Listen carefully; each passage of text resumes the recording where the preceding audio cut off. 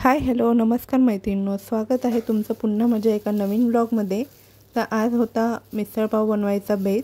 So misal pav मी इथे सफेद वाटाण्याची बनवते आहे, मटकीची बनवत नाही कारण मटकीची कोणाला आवडत नाही। मला सुद्धा सफेद वाटाण्याचीच मिसळ खूप आवडते। सो त्याचेच मी प्रिपरेशन इथे करत होती। संध्याकाळचे 7 वाजलेले आहेत।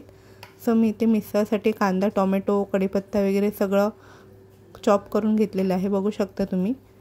त्यानंतरला इथे मी आता कढईमध्ये 2 ते 3 पळ्या तेल टाकून घेतलं आहे। ही मिसळ मी 3 ते 4 माणसांसाठी बनवत आहे। त्यानुसार मी इथे वाटाणे भिजत घातले होते दुपारी आणि मग ते कुकरला अगदी 7 ते 8 शिट्या होईपर्यंत छान मौसूद असं शिजवून घेतले होते। त्यानंतर मी इथे कढईमध्ये 2 ते 3 पळ्या तेल घेतलं आणि मग त्यामध्ये राई आणि जिरं घातलं। ते तडतडल्यानंतर मी इथे कढीपत्ता घालून घेणार आहे।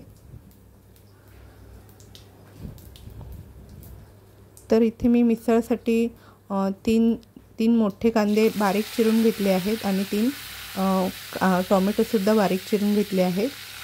सो इथे मी कढीपत्ता टाकून घेतला आहे। कढीपत्ता तडतडल्यानंतर त्यामध्ये मी आलं, लसूण आणि 2 हिरव्या मिरच्या ठेचून घेतल्या होत्या, ते सुद्धा मी घालणार आहे।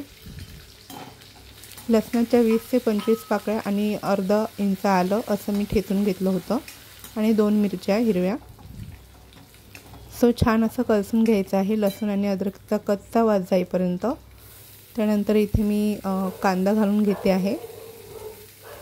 कांदा सुद्धा छान आपल्याला फ्राय करून घ्यायचा आहे, अगदी तांबूस रंग होईपर्यंत, त्यानेच भाजीला छान अशी चव येते। सो इथे तुम्ही वाटणामध्ये सुकं खोबरंसुद्धा घालू शकता, मी ते स्किप केलेलं आहे।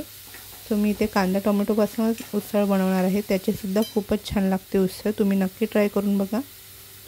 त्यानंतरला मी इथे थोडंसं मीठ टाकून घेते आहे चवीनुसार, कारण मीठ टाकल्यानंतर कांदा लवकर शिजतो।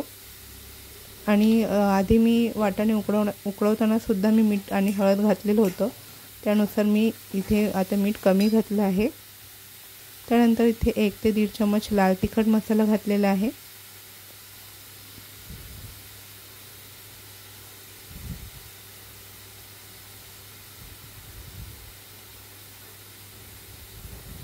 एक ते 1.5 चम्मच लाल तिखट घातलेला आहे, तुम्ही तुमच्या आवडीनुसार कमी जास्त करू शकता। त्यानंतर मी इथे गरम मसाला घेतलेला आहे।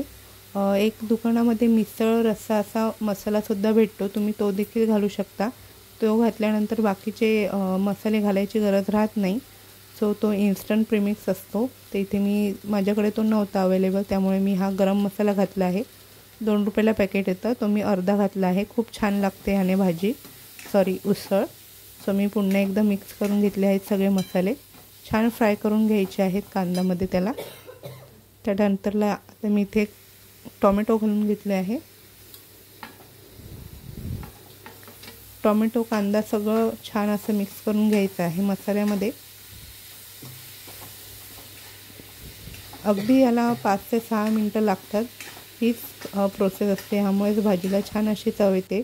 घाई अगदी मसाला प्रिपेअर करायचा नाही आहे आपल्याला, तुम्हाला हवं असेल तर ह्याची तुम्ही प्युरीसुद्धा बनवून करू शकता, बट आम्हाला असं आवडतं, सो त्यामुळे मी असं करते। तर इथे बघू शकता तुम्ही वाटाणे हे शिजलेले आहेत अगदी मौसूद।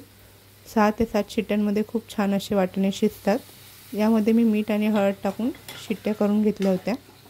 सो आता मी यामध्ये पुन्हा वाटाणे घातले आणि मग मिक्स करून घेतलं। त्यानंतर आता मी यामध्ये पाणी घालून घेते आहे। तुम्ही तुमच्या आवडीनुसार तुम्हाला उसळ कशी पाहिजे, थिक पाहिजे का कशी पाहिजे, जाड हवे रस्सा की पातळ हवा, त्यानुसार तुम्ही पाण्याचं ॲडजस्टमेंट करू शकता। सो इथे आम्हाला उसळ थोडी पातळ हवी, त्यामुळे मी पाणी थोडं जास्त घालते आहे। छान अशी बघू शकता तुम्ही, आणि ह्याला अगदी 10 मिनटं तरी छान उकळी येऊ द्यायची आहे, छान शिजवून घ्यायचं आहे स्लो टू मिडियम गॅसवर। बघू शकता आपली मिसळ तयार आहे।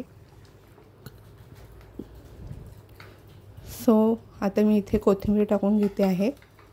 तयार आहे आपली वाटाण्याची झटपट अशी झणझणीत उसळ। तर कशी वाटली तुम्हाला माझी उसळची रेसिपी? आवडली असेल तर लाईक, शेअर, सबस्क्राईब करायला विसरू नका। सोबतच बेल आयकॉन देखील नक्की प्रेस करा। भेटूया आपल्या नेक्स्ट व्लॉगमध्ये. तोपर्यंत काळजी घ्या, मस्त राहा, स्वस्त राहा आणि छान खा. Bye bye.